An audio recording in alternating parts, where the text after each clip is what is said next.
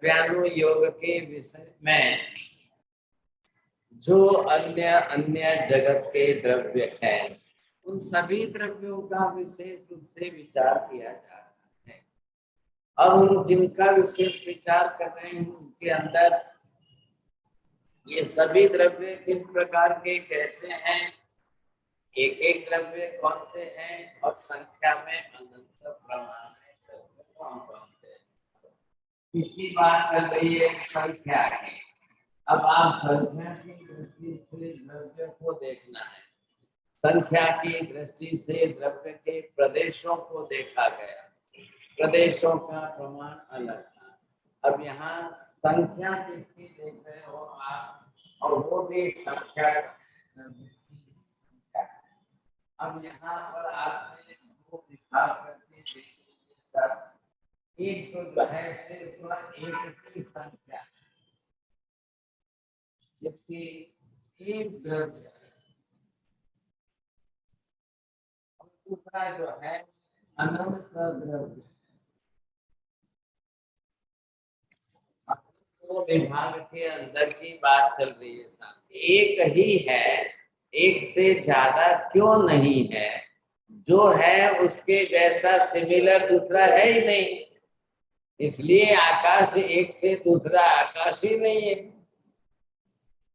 चलिए साहब, अब ये बात सही है कि गलत है चोटिया जी? आकाश तो लोकाकाश भी है, अलोकाकाश भी है, तो फिर क्या कहना चाहिए? तो आकाश एक अखंड द्रव्य है। धर्मास्तिकाय सिर्फ किसको कहेंगे? धर्मास्तिकाय के अंदर का जो आकाश है उसको लोकाकाश। मैंने आपको पहले बताया था, बाल्टी में पानी में गिलास है और गिलास के बाहर भी पानी, पानी तो अखंड ही हुआ। दोनों तरफ गिलास के अंदर का पानी, गिलास के बाहर का पानी, दोनों ही अखंड है। फर्क क्या पड़ा है? वैसे ही आकाश एक अखंड पूर्ण द्रव्य है, अनंत प्रदेशी है, और आकाश के जैसा दूसरा कोई आकाश ही नहीं है। लोकाकाश अलोकाकाश तो एकमात्र धर्मास्तिकाय की बाउंड्री के कारण विभाजन किया है, अलग नहीं है, खंडित होता नहीं है ना। आत्मा कभी खंडित होती नहीं है, धर्मास्तिकाय कभी खंडित होते ही नहीं है, वो अखंड द्रव्य है, और इतना बड़ा पूर्ण अखंड द्रव्य है और उसकी सिमिलर दूसरी कॉपी नहीं है, जेरोक्स ही नहीं है। अब उसके जैसा दूसरा सिमिलर नहीं, इसलिए वो एक ही है। बरोबर ख्याल में आ गया आपको? अब ये दोनों द्रव्य हम यहाँ पर देखें तो ये पूरा आकाश एक हो गया। अब दूसरा कोई आकाश नहीं है ना, तो ये इसकी जगह पर इस प्रकार का ऐसा द्रव्य हो गया। अब ये क्या है? धर्मास्तिकाय। अब धर्मास्तिकाय अपने आप में पूरा एक अखंड हो गया। अब इसके अंदर हम खंड होते ही तो करेंगे कैसे?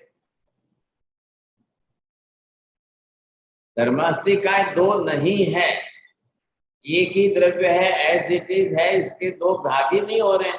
एक भी प्रदेश अनंत काल में भी खंडित तो होता ही नहीं है, तो कहां से दो लाएंगे? ये तीसरा है अधर्मास्तिकाय। अब ये भी अपने आप में, अब ये बरोबर अनंत असंख्य प्रदेशी पेट है, और इसकी भी प्रदेश रचना कैसी है? अखंड है। प्रदेश रचना अखंड है, एक भी प्रदेश इसका भी खंडित होकर अलग तो होता ही नहीं। ये तीनों द्रव्य हो गए, तो धर्मास्तिकाय के जैसा दूसरा कोई जेरोक्स कॉपी नहीं है। अधर्मास्तिकाय की रेप्लिका बिल्कुल सिमिलर वैसा कोई द्रव्य नहीं है। द्रव्य होगा तो गुण भी होंगे, सब कुछ उसके साथ होगा। आकाश के जैसा भी दूसरा कोई द्रव्य नहीं। अब इनका तो विषय पूरा हो गया। अब ये बचा है संख्यावाची शब्द यहाँ पर। बोलिए कुंजल बहन, अब ये संख्या किसमें घटती है, क्यों अनंत दी है? यहाँ एक शब्द आया, उसके बाद डायरेक्ट अनंत आया। अब अनंत संख्या क्यों आई? बीच की संख्या कहाँ गई? संख्यात है, असंख्यात है, ऐसे कोई है क्या? द्रव्य हो गया, ये तीन थे, और 3 इधर आ गए, अभी चौथा द्रव्य ये आत्मा का इधर आ गए। अब इसी के साथ में इसी के बीच में अंदर जो है ये पुद्गल परमाणु वाले भी हैं। तो पुद्गल द्रव्य की जब बात आ गई तो ये भी भरे पड़े हैं। अब पुद्गलों के जो परमाणु है वो भी कितने हैं, और फिर परमाणु से जुड़कर बनने वाले स्कंध वो कितने हैं। अब इन सब का प्रमाण जो संख्या की दृष्टि से आप देखने जाएंगे, अब आपको ख्याल आ जाएगा कि प्रमाण कितना है। अब इधर क्या शब्द सही ढंग से यूज करना होगी। जैसे हमने आत्मा के बारे में क्या किया था, द्रव्य से, संख्या से, प्रदेश से, गुणों से सिमिलरिटी एक तरीके से, वैसे यहाँ भी वर्ण, गंध, रस, स्पर्श इनके गुणों से सब जगह पर एक तरीका पर कंपल्सरी सब में वर्ण है, ये कंपल्सरी सबके अंदर गंध है, ये रस भी है, ये स्पर्श भी है, ये तो एक तरीके परमाणु है सब, कोई कम ज्यादा कुछ भी नहीं है। अब ज्यादा प्रदेश इकट्ठे हो, परमाणु इकट्ठे हो जाएंगे, उनके अंदर जो है ज्यादा बढ़िया। एक परमाणु दृष्टिगोचर नहीं होता है, असंख्य परमाणु इकट्ठे हो जाएंगे, अनंत परमाणु इकट्ठे हो जाएंगे। अनंत इकट्ठे होने पर भी ये वर्गणा जो है स्कंधात्मक होने पर भी आत्म वर्गणा दृष्टिगोचर नहीं है, इतनी सूक्ष्मता उनकी बनी हुई है। अब ऐसे परमाणु, अब क्या हो गया यहाँ पर, इधर ये आत्मा और इधर ये, अब ये दोनों जो है इधर संख्या की दृष्टि से हम देखने जाते हैं तो अनंता अनंत की संख्या दोनों में है। हमारे ख्याल में ये संख्यावाची शब्द जो है, अब आप द्रव्यों के अपने अपने प्रदेशों की संख्या देखेंगे वो अलग बात हो गई, लेकिन संख्या में, क्योंकि द्रव्य क्या है, प्रदेश समूहात्मक पिंड है। कैसा है, अखंड प्रदेश समूहात्मक पिंड है। अब आपको जब जिसकी संख्या जोड़नी है तब संख्या बोलना, आत्मा के लिए संख्या प्रदेशों की फिक्स हो गई, अब उसमें कोई कम ज्यादा होना ही नहीं है, तो वहां आत्मा के लिए बोलते समय फिक्स बोलिए, एक अखंड असंख्य प्रदेश समूहात्मक पिंड द्रव्य आत्मा। अनंत आत्माओं का अस्तित्व अनंता अनंत काल से था, वर्तमान में है, अनंता अनंत भविष्य काल में बना रहेगा। क्यों रहेगा बना, एक भी आत्मा इसमें से समूल संपूर्ण नष्ट कभी होती ही नहीं है, लुप्त तो होने वाली नहीं है साहब। तो फिर कहाँ से जो है, न तो संख्या बढ़ेगी न संख्या घटेगी। अब चाहे काल कितना ही अनंत अनंत बीतता जाए, एक भी आत्मा समूल संपूर्ण नष्ट तो होती ही नहीं है, और एक भी आत्मा नहीं तो कोई बनती नहीं। किसमें से नहीं बनेगी था, कोई रॉ मटेरियल है क्या दूसरा, ऐसा तो कोई रॉ मटेरियल है ही नहीं, तो बनने का तो सवाल ही नहीं खड़ा होता है। तो आत्मा कैसी है, अनुत्पन्न है, ना तो उत्पन्न होती है न नष्ट होती है। किसकी बात चल रही है, आत्मा द्रव्य की बात चल रही है, ध्यान रखना। शरीर धारण करेगा तब हम बोलेंगे उत्पन्न होती है नष्ट होती है, तो शरीर धारण करेगा तब की बात। आत्मा की बात करिए, आत्मा अनुत्पन्न अविनाशी है, आत्मा उत्पन्न नहीं होती और नष्ट नहीं होती है। तो जितनी अनंत अनंत की संख्या अनंत अनंत काल पहले थी, उतनी ही आज भी वर्तमान में है, उतनी ही अनंत अनंत भविष्य काल के बाद भी है, जितनी संख्या बनी रहे। There will be no change at. अब क्या होगा, इसमें से इसमें ऊपर नीचे जाएंगे, स्वर्ग में से कोई आएगा मनुष्य में, मनुष्य में से कोई जाएगा नरक में, नरक में से कोई जाएगा पशु पक्षी में, वहां से कोई फिर मनुष्य में, वहां से कोई देव में, और कई आत्माएं चली जाएगी मोक्ष में। इससे क्या फर्क पड़ता है, जगह बदली है, तो बदलेगा ही बदलेगा। अब ये संसार में जो आत्मा थी यहाँ गई, अब वो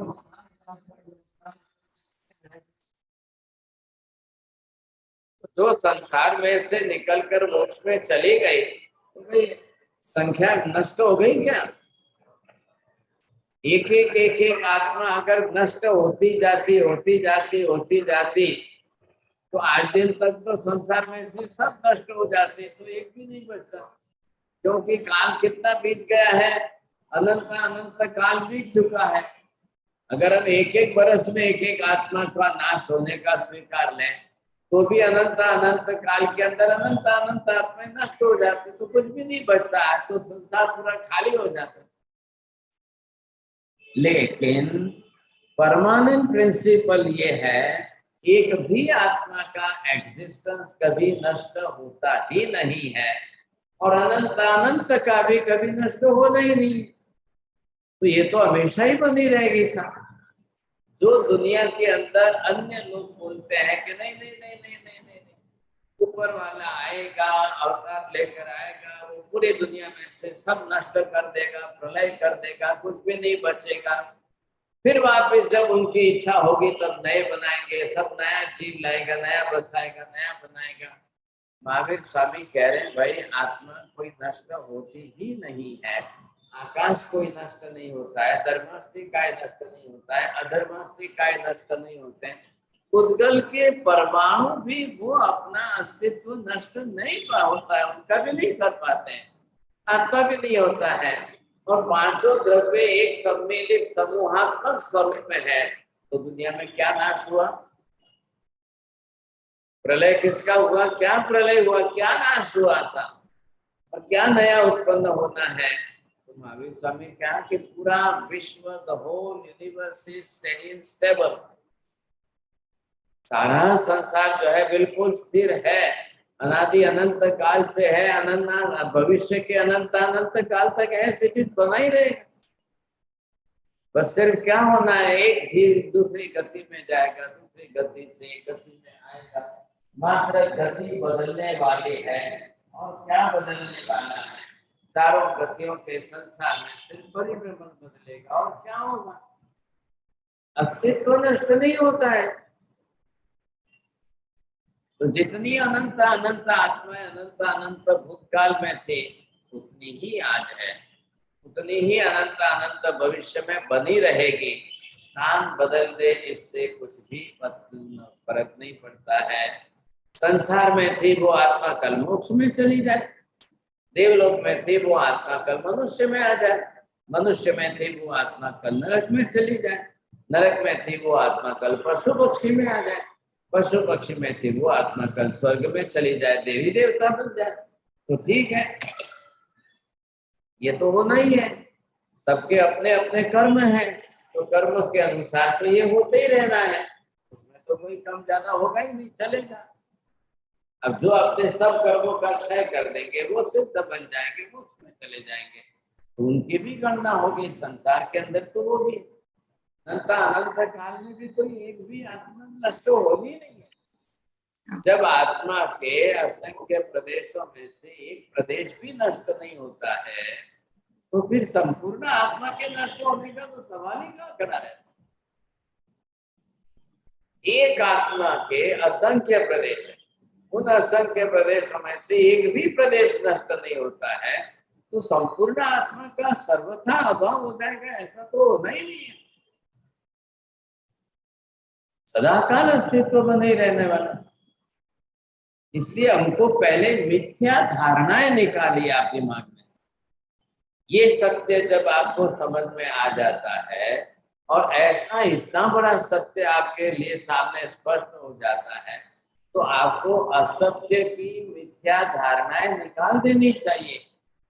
संसार का नाश हो जाएगा, संसार का प्रलय हो जाएगा, सर्वनाश हो जाएगा, कुछ भी नहीं बचेगा, कुछ रहेगा ही नहीं। फिर वापिस जो है ऊपर वाले कोई आएंगे, वो वापिस नया संसार बनाएंगे, फिर वापिस नया लाएंगे। ये सब धारणाएं असत्य की मिथ्या धारणाएं। ऐसे असत्य की मिथ्या धारणा पकड़ करके फिर आप बैठे रहोगे, तो पूरी जिंदगी इसी में चली जाएगी सर। और ऐसा हमको करना नहीं है। हम तो सत्य की निष्ठा पर आना है। जो जगत का अंतिम सत्य है उसी को मानना, उसी को सम्यक दर्शन कहते हैं। ये द्रव्यानुयोग हम क्या सीख रहे हैं? द्रव्यानुयोग के एक सेंटेंस, ये सब जो है आपके लिए बरोबर अंतिम सत्य प्रकट हो रहा है। द्रव्यानुयोग सीखने का मतलब ही क्या है और क्यों सबसे ज्यादा सम्यक दर्शन का आधारभूत द्रव्यानुयोग बन रहा है? क्यों बन रहा है? सभी पदार्थों के सिद्धांत द्रव्यानुयोग में मिले।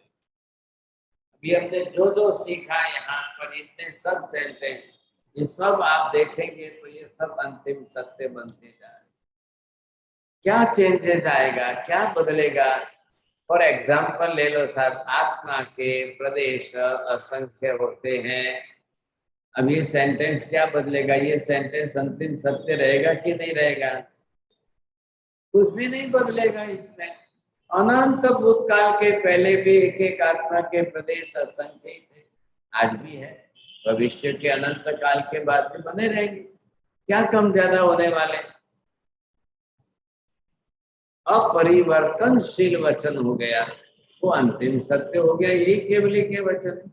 आप बोलिए चोरडिया जी, आलू प्याज में अनंत जीव है, ये हो गया अंतिम सत्य का वाक्य। एक तो सर्वज्ञ प्रणीत है ही है जी महाराज। अनंत काल के पहले भी थे, आज भी है, अनंत काल के भविष्य के बाद भी बने रहेंगे। ये हो गया अंतिम सत्य का सिद्धांत हो गया। अब आपको ऐसे सिद्धांत मानने की आपकी धारणा है कि नहीं? आपकी निष्ठा है कि नहीं? दृढ़ निष्ठा है कि नहीं है? सब जाकर के आपको सम्यक दर्शन है। आज रात को सोने के पहले अपने सीने पर हाथ रख लेना। सामायिक करते समय बैठकर अपनी छाती पर हाथ रख करके अपनी आत्मा को खुद को पूछना और खुद अपने अंदर से उत्तर मांग लेना। बोलो भाई, ये तीनों वचन मेरे सामने आए हैं, मेरी धारणा, मेरी दृढ़ मान्यता ऐसी है कि नहीं? ऐसी मान्यता है महाराज। ऐसे अंतर से अंतरात्मा की आवाज आ जाए, बरोबर आप समझ लेना, हाँ सर मैं सम्यक दृष्टि हूँ। अंतरात्मा से है महाराज, अंतरात्मा से। अब क्या होगा?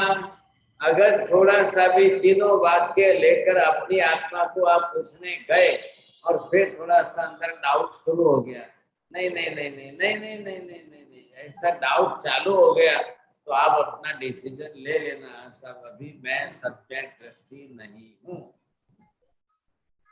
देखो, मेमोरी कम ज्यादा हो जाए वो बात अलग है, आप भूल जाओ इधर उधर की वो बात अलग है, आपको याद आए ना आए वो बात अलग है, आपको समझ आए ना आए वो अलग। लेकिन ये तो दृढ़ श्रद्धा, एक निष्ठा बन जाए, वचन पर एकदम दृढ़ श्रद्धा की निष्ठा आपकी बन जाए, तब समझना हाँ सब ये।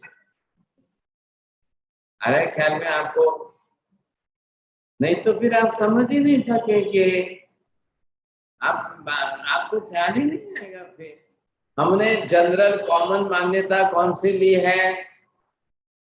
देवगुरु धर्म को मानने। ये देवगुरु धर्म को मानने के लिए बाह्य व्यवहार नए से जो सम्यक दर्शन होता है वो हर किसी के लिए कॉमन मान्यता के लिए है। छोटे बच्चों को भी आप समझा सकते हैं। हमारी प्राथमिक कक्षा इसलिए हमको देवगुरु धर्म समझा दिया गया। अब थोड़े आगे बढ़िए, थोड़े आगे बढ़ करके ये तीन वाक्यों वाली श्रद्धा बताइए, फिर ऐसे निष्ठा आपकी बन जाएगी तो परफेक्ट है, बरोबर बन जाएंगे आप। ये हमको बरोबर समझना है। आप द्रव्यानुयोग पर हम क्यों मेहनत कर रहे हैं? उठना पड़ता है, कठिन लगता है आपको, लेकिन ये मेहनत करनी पड़ती है, करनी अनिवार्य है, समझे कि नहीं? तब जाकर के हमारे सबके लिए ये निष्ठा बनती जाएगी। और ये हमारा टेस्टिमोनी बन गया था। टेस्टिमोनी का स्टोन जो है, जिसको हम कहते हैं ना कसौटी, ये कसौटी का पत्थर है। अब चलिए आप इसके ऊपर अपना, हाँ ये चल करके आपको निश्चय नहीं का सम्यक दर्शन दिलाएगा। तो हमारी मेहनत तो इसी पर चल रही है। एक एक बात, एक एक पदार्थ में प्रत्येक पदार्थ, तो द्रव्यों की भी सब बात आकर के मिल जाएगी इसमें।